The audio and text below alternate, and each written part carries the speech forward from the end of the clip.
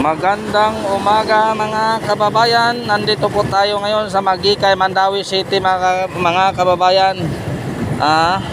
Papunta po tayo ng Country Mall, Cebu City.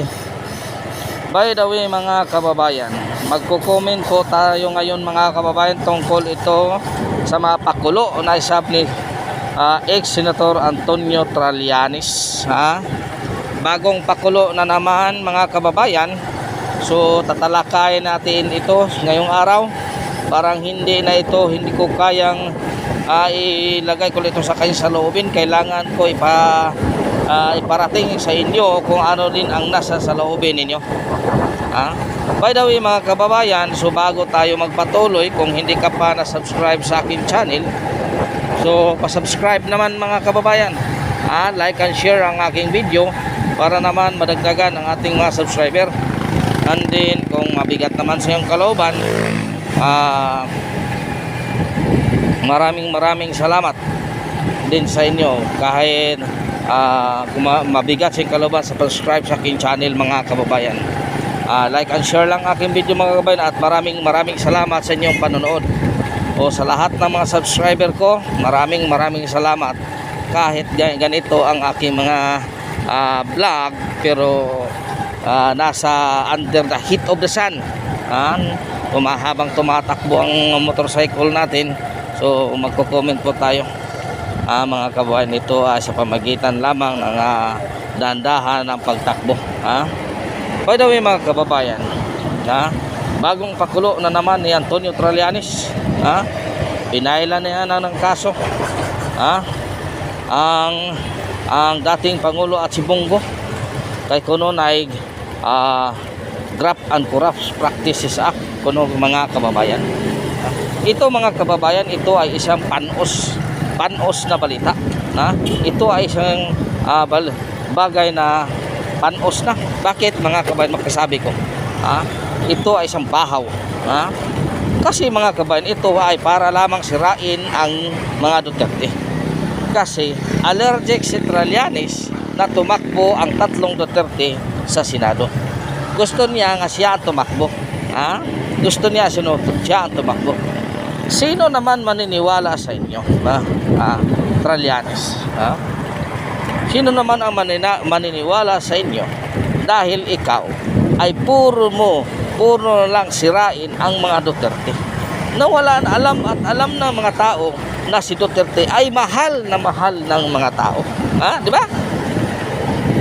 Tingnan mo nga ang ratings ng mga Duterte. Simulat sa kanyang pagka-presidente hanggang tapos ang termino, walang kupas ang kanyang rating.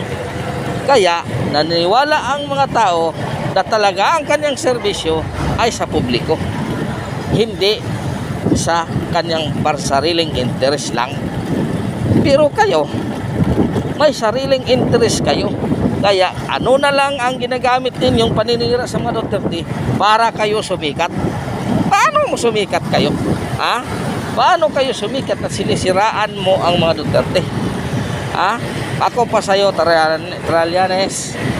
Ako pa sa'yo. Ako pa sa inyo.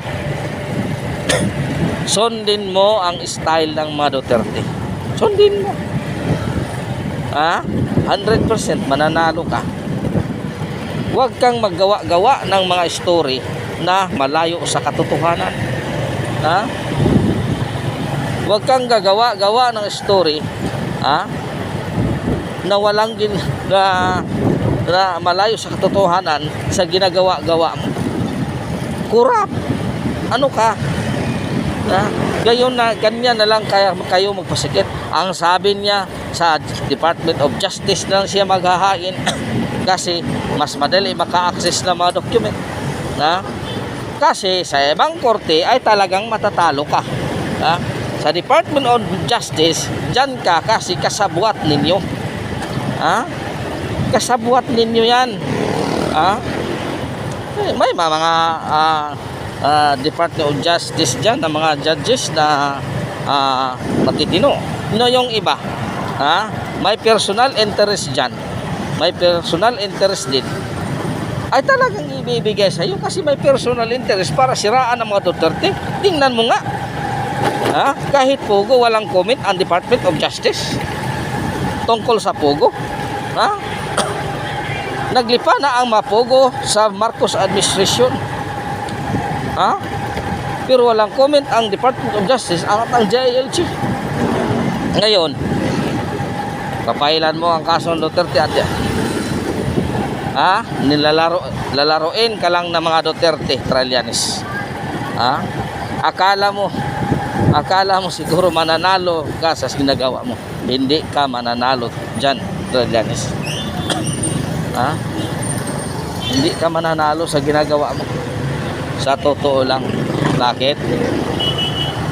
Kasi ang ginawa ni Duterte para lang talaga sa bayan. Ha? Para sa taong bayan, hindi sa pansariling interest lang niya. Ha?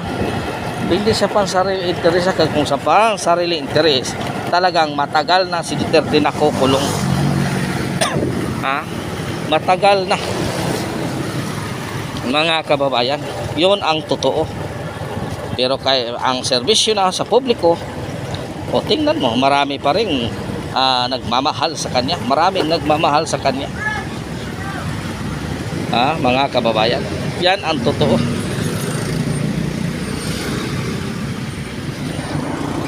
Kaya huwag kang maggawa-gawa ng mga kaso. Huwag kang gagawa-gawa ng kaso na hindi ka mananalo. So hanggang dito lang mga kababayan. Maraming salamat sa inyong suporta. Napakainit na panahon mga kababayan, pero sana bilang suportan nyo na lang sa akin sa Under the Heat of Sun. Pa-like at share ang aking video o pa-subscribe naman. So masaya na ako dyan mga kababayan. Masayang na ako. So maraming salamat din sa inyong lahat, sa inyong suporta. God is good all the time. God is good. Bit senior kaninyong tanan mga kababayan.